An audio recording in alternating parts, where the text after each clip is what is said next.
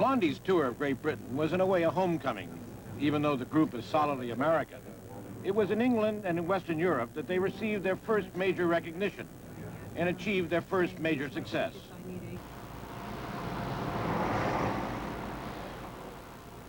After London, it was on to Paris.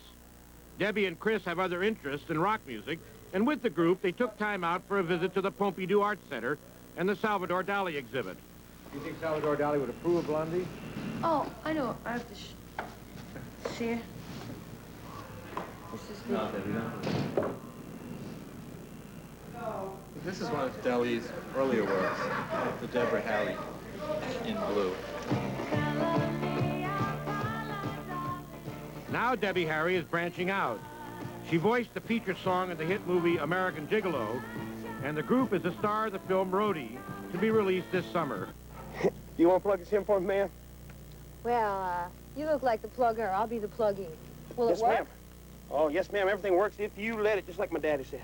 All right, that's it. Thank you, ma'am. Thank you. Thank you. There's also one phenomenon, I think, in the public mind, and that is the association of the drug thing with popular music. I mean, you lived through that yourself at one point in your life. Can you relate to your own personal experience? What that meant to you to have gone through a drug experience and then come out of it? It was, you know, vastly educational. I wouldn't recommend it to anybody. When you met Debbie, was she still taking drugs?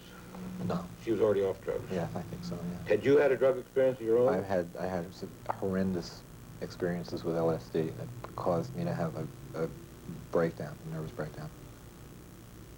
And how did you come out of that? I discovered the rock scene. Everybody, I think during that period felt very alone and alienated, and the rock scene in New York in 73 and 74 brought a lot of people together.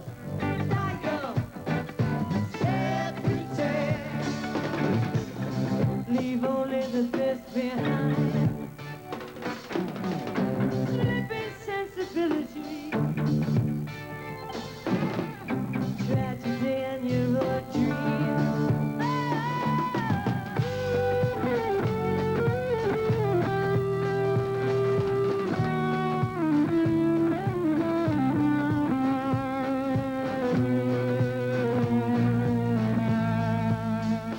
We catalyzed each other. I was never very career-oriented at all. I used to just knock around and play. I played in a lot of bands, and I went to art school and stuff, but I was never career-oriented until I met Debbie. Debbie's given me a lot of drive. And he's given you? A lot of headaches.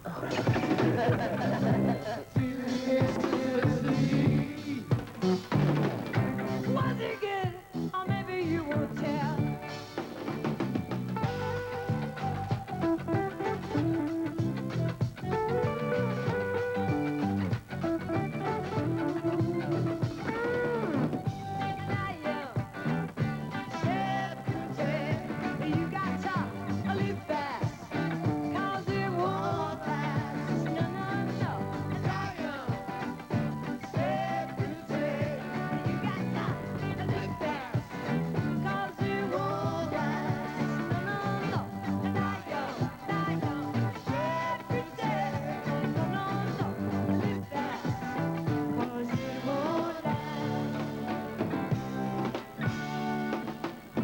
Does it bother you that people tell you that you look like Marilyn Monroe? No.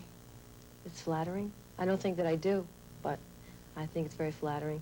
And I think that people that say that, have that effect on audiences, I think that that's, wow. I mean, I couldn't ask for more. Thank you.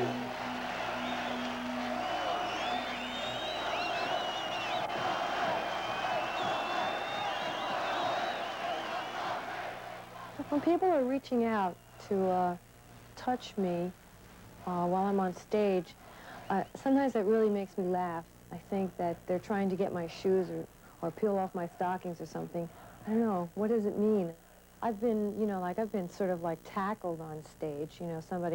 Some people have gotten like through the bodyguards and the security.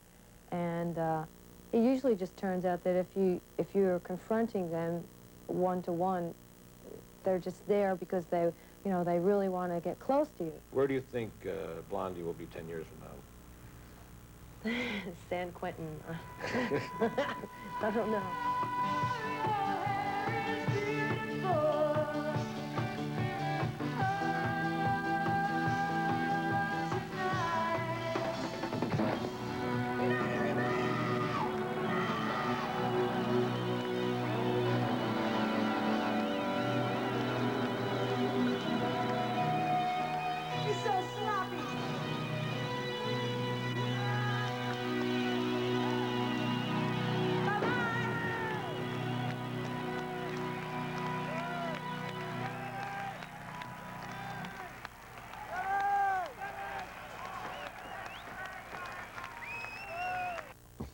Why do they break up the drums? Well, they only do it when they think they've had a great concert.